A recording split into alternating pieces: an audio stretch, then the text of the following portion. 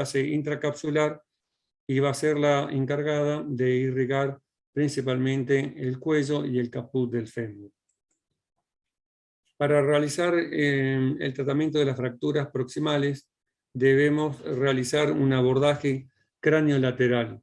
Para llevar a cabo este, es necesario entonces posicionar el paciente en forma correcta. Para ello entonces lo fijamos a la mesa con el miembro caudal inferior extendido y fijado hacia atrás, los craneales hacia adelante, y por debajo del miembro a intervenir colocamos una tira que se la fija al lado opuesto de donde se ubica el operador. Debajo de la rodilla también es conveniente usar un acolchado para que de esta manera el fémur quede en un plano más horizontal.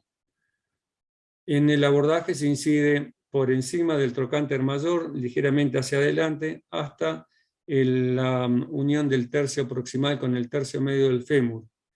Y incidimos entonces la piel, el subcutáneo, luego la hoja superficial de la fascia lata, en el cual vamos a separar hacia atrás el bíceps femoral y hacia adelante vamos a llevar el vasto lateral.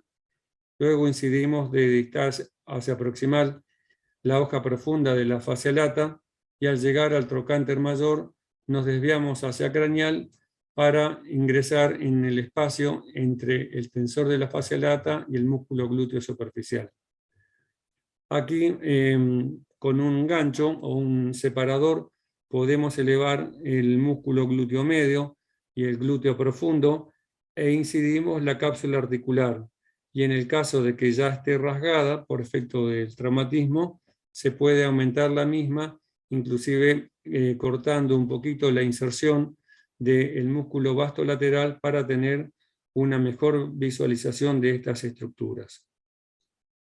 Es muy recomendable colocar una pinza de sujeción ósea por debajo del trocánter, para lo cual se hace una pequeña incisión sobre el hueso, de tal manera que se pasa una mandíbula por detrás y otra por delante, directamente fijada al hueso. Y de esta manera vamos a tener un control mayor de esta parte proximal del fémur.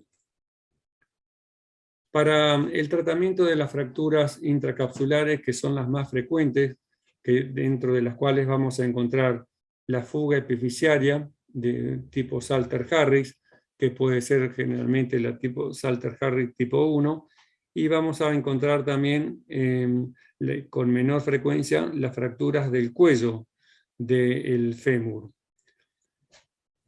Para hacer la fijación de estas estructuras se utilizan generalmente el sistema de clavijas paralelas. Estas clavijas paralelas se pueden colocar de una manera anterógrada o retrógrada. De la manera anterógrada tenemos que hacer la reducción de la parte principal del fémur con el caput que queda en el acetábulo, unida al ligamento redondo, y para ello debemos recordar entonces la anatomía de esta parte del hueso. Esta fisis está constituida por dos porciones, una la que está en la parte proximal del fémur, que tiene una forma de L, algo como convexa en forma de L, que coincide entonces con una cavidad a nivel de la cabeza del fémur, también de la misma forma, de tal manera entonces que va a aceptar el ensamblado. Para hacer la reducción, dijimos entonces que debemos manejar esta parte del hueso con un forceps de sujeción ósea y el caput del fémur. Para manejar ese pequeño segmento, colocamos un elevador de periósteo entre el acetábulo y la cabeza del fémur. La cabeza del fémur, recuerden que siempre permanece unida por el ligamento redondo al acetábulo. Por lo tanto, al tratar de acomodar estas superficies, una vez que lo logremos, vamos a tener una estabilidad relativamente buena, que va a estar aumentada si presionamos el fémur sobre el caput del mismo y controlamos con el elevador del periósteo la pequeña porción formada por el acetábulo.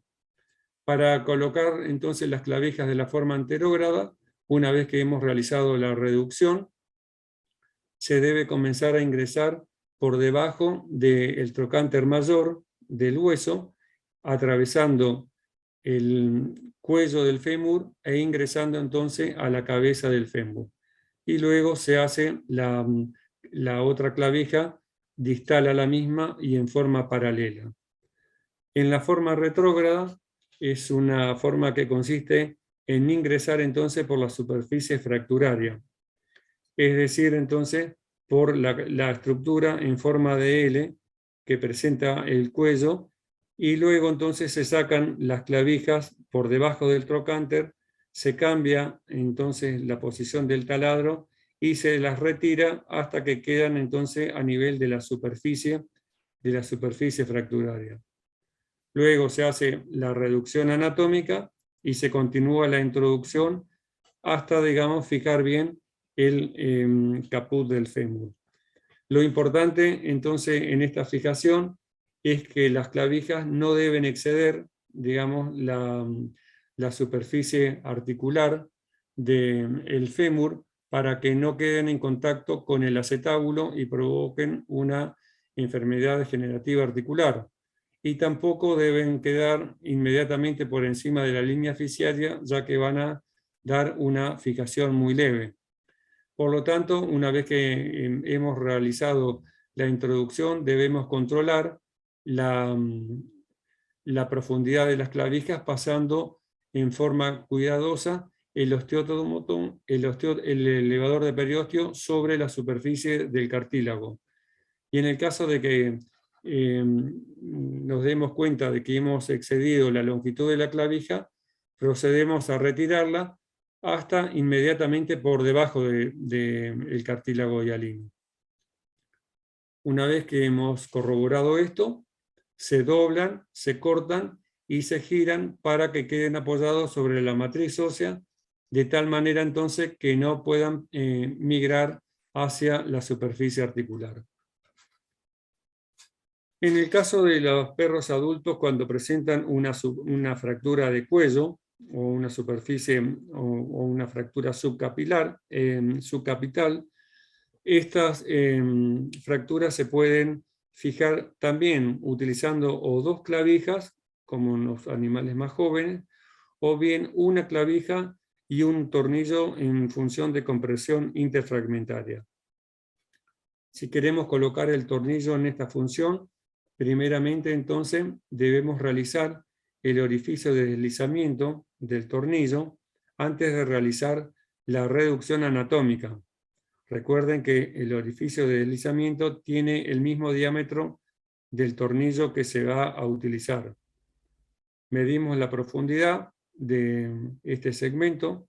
Al retirar entonces la mecha, se coloca una guía de mecha para orientar la mecha que va a perforar el agujero de rosca en el segmento más proximal, que involucra entonces a parte del cuello y a parte de la cabeza femoral.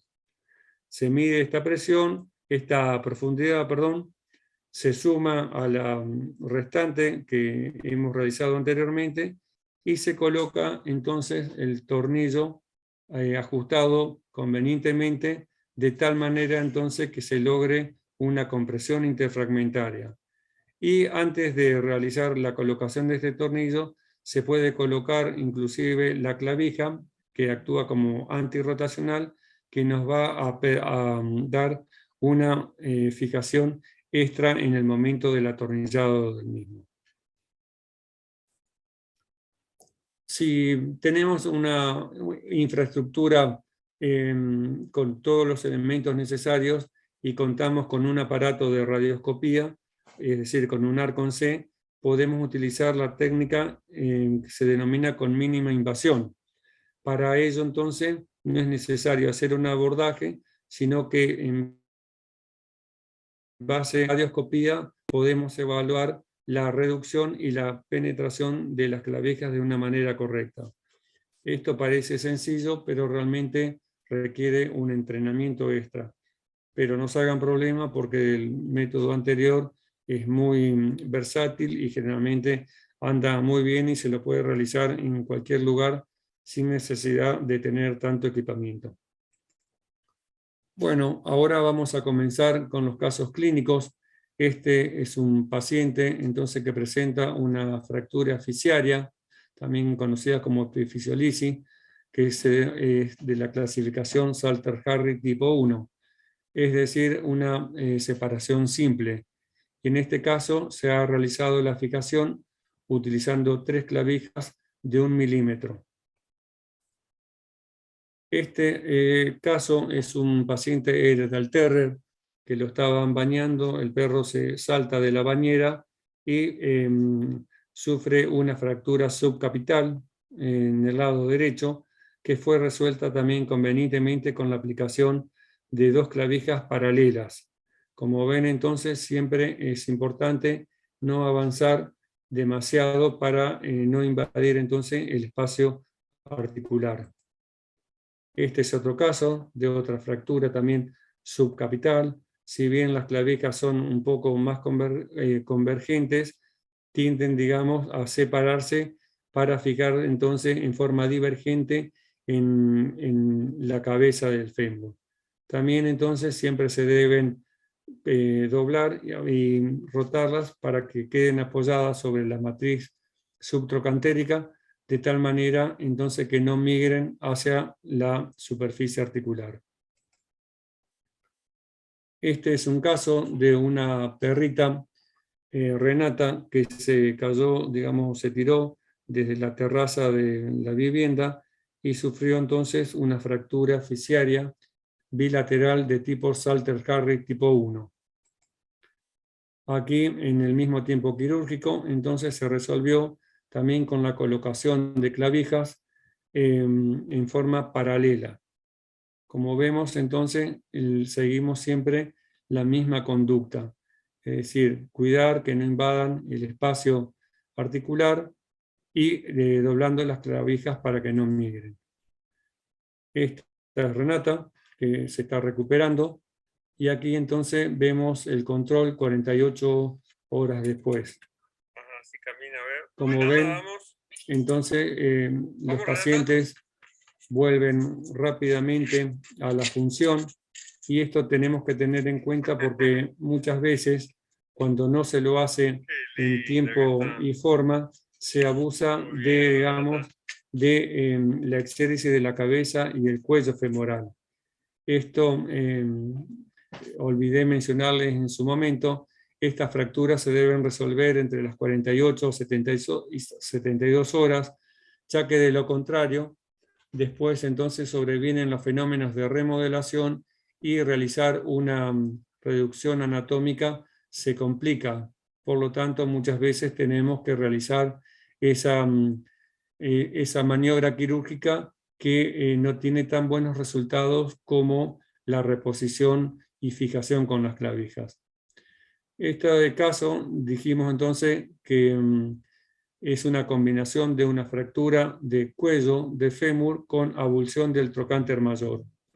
Primeramente se resuelve la fractura del cuello colocando 2 clavijas paralelas, y luego se resuelve el trocánter mayor colocando 2 clavijas y una banda y un cerclaz en 8, es decir, con el principio de banda de tensión.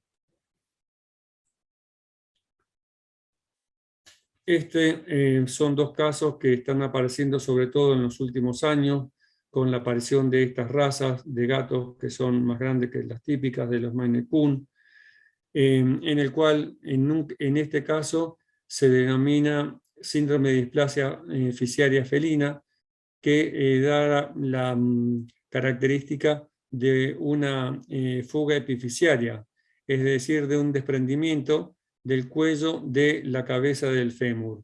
Generalmente los gatos son más grandes que la edad de 1 año, generalmente entre 1,8 y 2 años, y se caracteriza porque hay una deficiencia a nivel de las fibras que unen estas estructuras, y sin trauma previo o sin un accidente conocido por los propietarios, notan que comienzan a claudicar, y cuando lo llevan hacerse el examen radiológico, se observa entonces la fuga epifisiaria o desprendimiento fisiario. En el caso de la osteopatía metafisiaria, es otra patología que también aparece en estas razas de gatos grandes, que se caracteriza porque hay un fenómeno de reabsorción ósea a nivel del cuello femoral que va a traer como consecuencia una disminución de la resistencia y una fractura del mismo.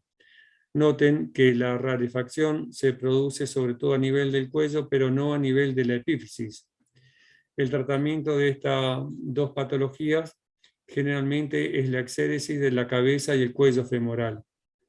Tienen que recordar entonces que el corte debe ser liso y debe ir del trocánter mayor al trocánter menor. Aquí tenemos un ejemplo entonces de una fractura epifisiaria o capital.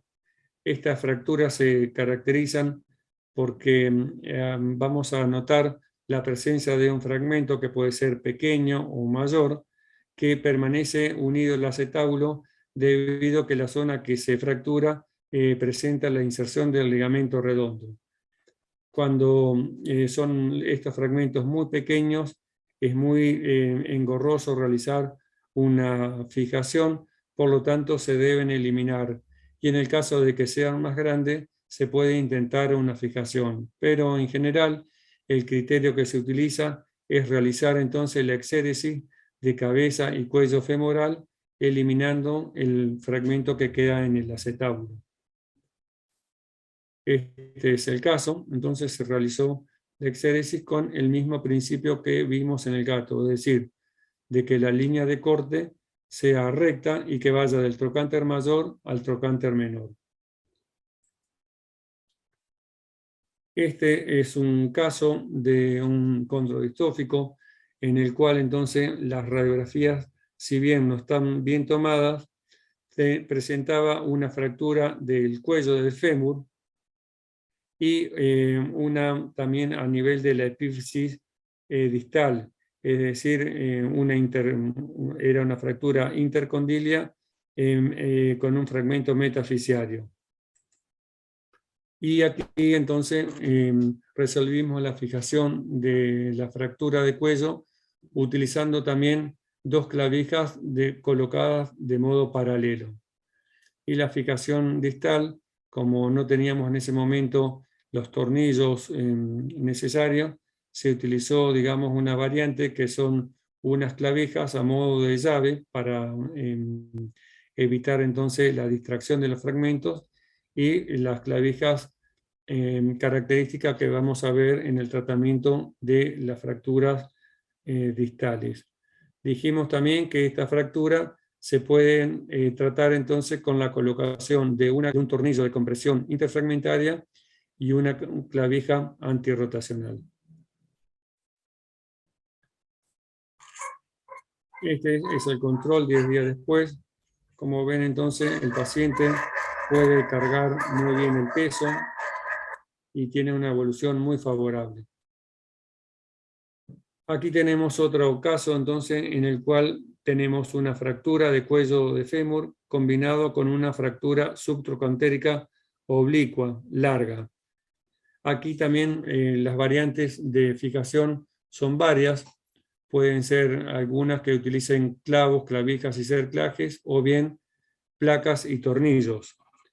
En nuestro caso utilizamos entonces la fijación con dos clavijas paralelas para la fractura del cuello y dos clavos intramedulares para la fijación de la fractura subtrocantérica, combinada entonces con 4 cerclajes que nos van a mantener la compresión de esta fractura que era oblicua larga.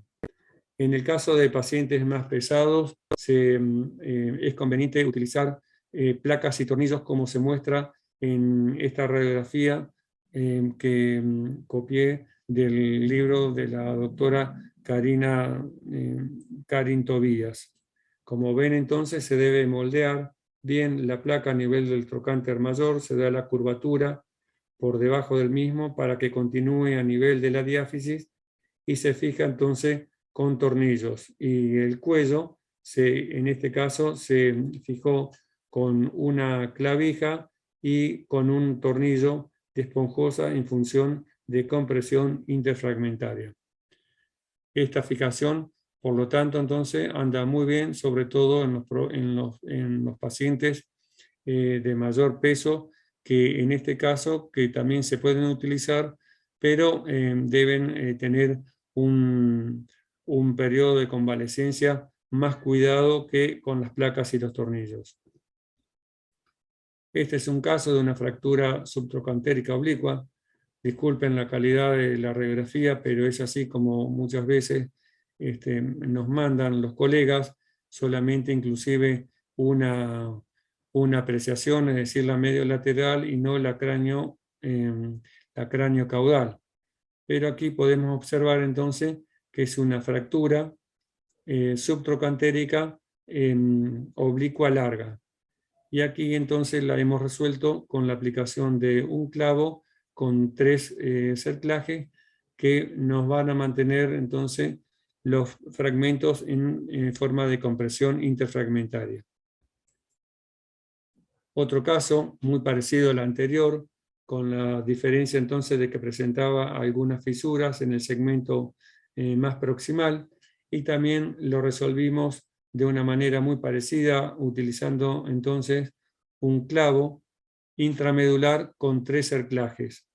Aquí vemos entonces la reducción anatómica intraquirúrgica precisa con los cerclajes, y luego, ¿no es cierto?, utilizando un clavo igual al que colocamos para medir la longitud. Como ven, entonces, siempre se debe asegurar de que no penetre a la superficie articular para que no dañe las estructuras de la rodilla. En cuanto a las fracturas diafisiarias, estas representan el 53% de nuestra casuística. Y como ven, vamos a encontrar fracturas de todo tipo, es decir, simples transversas, oblicuas cortas, oblicuas largas, con cuña reducible, con cuñas no reducibles, segmentarias, espiroides, multifragmentarias. Y tal es así, tanta variedad que tenemos de fractura, que también tenemos muchísima variedad de métodos de fijación de estas fracturas. Tenemos que recordar también que en general el concepto para fijar las fracturas del fémur en un principio se basó en un criterio más mecanicista, en la cual se privilegiaba mucho la reducción anatómica y la fijación rígida y absoluta de los fragmentos óseos. Hoy por hoy se está tratando de cambiar a una fijación algo más flexible, utilizando abordajes menos invasivos, de tal manera entonces que fomenten un entorno biomecánico más biológico que favorezca la formación de un callo tal vez un poco más exuberante, pero de una manera, digamos así, más acorde a la curación biológica. Este concepto se conoce como osteosíntesis biológica y no quiere decir que todas las fracturas se van a resolver utilizando ese concepto, sino que también se va a seguir utilizando, digamos, los principios y fundamentos clásicos que se basaban principalmente en la reducción anatómica con la fijación estable de los fragmentos, sobre todo en aquellas fracturas que se pueda realizar con presión interfragmentaria, como son las fracturas transversas u oblicuas cortas, principalmente. En cuanto a los métodos de fijación, dijimos que debido a la variedad de los tipos de fractura, prácticamente entonces podemos utilizar todos los medios de fijación. Sin lugar a dudas, el método más utilizado últimamente ha sido las placas y los tornillos. En las placas hay diferentes formas y características. Las más utilizadas son las denominadas placas de compresión dinámica o que vienen de contacto limitado, o placas de compresión dinámicas combinadas con bloqueos, y también otro tipo de placas que son característicos de las firmas que los producen. Pero más allá de eso, lo importante de las placas es la función que van a cumplir. Se las puede aplicar en la en la función de compresión interfragmentaria, es decir, como en el caso de las fracturas transversas u oblicuas cortas. Se puede aplicarlas en función de neutralización cuando tenemos presente fracturas oblicuas largas o con cuñas reducibles, en el cual se han utilizado cerclajes o tornillos de compresión interfragmentaria para la reconstrucción del hueso, y se aplica la placa en función de neutralización para evitar las fuerzas negativas, como son la rotación, la compresión y la distracción, y a su vez que van a proteger los elementos que mantienen la compresión de los fragmentos.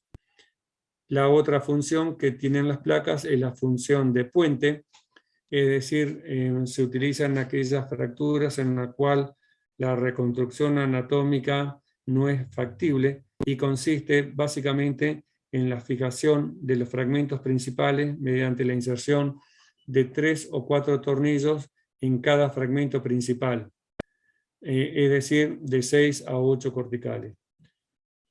Otros métodos que se siguen utilizando muchísimo, que en un momento fueron inclusive los más utilizados, son los clavos intramedulares combinados con cerclajes o los clavos intramedulares combinados con fijadores externos. Y también en el último tiempo se comenzó a utilizar mucho los clavos bloqueados, que básicamente entonces consiste en un clavo intramedular que se bloquea con el uso de tornillos o pernos, que van a controlar también la rotación y las fuerzas de distracción y compresión. Y el clavo va a resistir principalmente las fuerzas de flexión. Por último, entonces, tenemos la utilización de la doble placa o placas ortogonales, que se utiliza en aquellas fracturas en la cual la reducción anatómica es prácticamente imposible, y consiste básicamente en aplicar una placa en la cara lateral y otra en la cara craneal, es decir, en un ángulo de 90 grados. Otro método también muy versátil, muy utilizado para este tipo de fractura, se utiliza un clavo intramedular que ocupa el 35 al 40% del diámetro del canal, que está destinado entonces a alinear el hueso y a resistir la fuerza de flexión, y se complementa con la aplicación de una placa en la cara lateral que se fija a los fragmentos proximales y distales con la colocación de 3 a 4 tornillos por fragmento principal. Y por último tenemos el clavo ensamblado o tie-in, que consiste en la aplicación de un clavo intramedular que se une o se ensambla a un fijador externo, el cual se debe colocar principalmente en la epífisis proximal y distal, así entonces no se interfiere con los grandes vientres musculares. Por supuesto que para hacer toda la aplicación de estos diferentes elementos, cuando más sofisticados sean, debemos contar con mejores instalaciones. Y si se quiere utilizar también las técnicas de mínima invasión, debemos contar, como dijimos anteriormente, con un arco en C y con el entrenamiento adecuado. Este método, recuerden también, que no se utiliza para todos los tipos de fractura, sino solamente está destinado en aquellos, digamos, en los cuales se persigue un concepto de bioosteosíntesis o de osteosíntesis biológica. Para realizar la fijación debemos realizar un abordaje que va en la cara lateral del fémur, desde proximal del trocánter mayor hasta prácticamente la rodilla. Para ello fijamos convenientemente el paciente como lo describimos anteriormente, y el corte entonces va a comprender la piel, el subcutáneo, luego la hoja superficial de la fascia lata, que nos va a permitir separar el músculo bíceps femoral del músculo vasto lateral. Y aquí vamos a tener entonces la visión de la cara lateral del hueso, que junto con la cara craneal y medial no tienen inserciones musculares. Las inserciones, recuerden, están presentes en la cara caudal del mismo y van a prestar inserción en la parte proximal al aductor mayor y al aductor menor. Para realizar la fijación con placas y tornillos, debido a la diversidad de formas y tamaños de nuestros pacientes, debemos contar con los diferentes sets. Estos vienen en medidas de 1.5, 2.0, 2.4, 2.7, 3.5 y 4.5 milímetros. Con esto entonces se abarcarían todos los tamaños de implantes para todos los tamaños de los pacientes. Recuerden que las placas se aplican en la cara lateral del fémur y cuando se utilizan las placas convencionales o las más tradicionales como las placas de SP, estas se deben amoldar a la superficie lateral del hueso, para lo cual entonces es necesario muchas veces darle cierta concavidad o ciertas curvaturas para adaptarlas también al trocánter mayor del mismo. Y para ello entonces debemos utilizar unas prensas o bien, ¿no es cierto?, llaves de flexión para darle las torsiones adecuadas. En este esquema, entonces, en este hueso plástico, se observa entonces la aplicación de una placa, la cual debe, en lo posible, ser lo más larga posible para que funcionen mejor los brazos de palanca, y se debe fijar con 3 o 4 tornillos a cada lado de la fractura.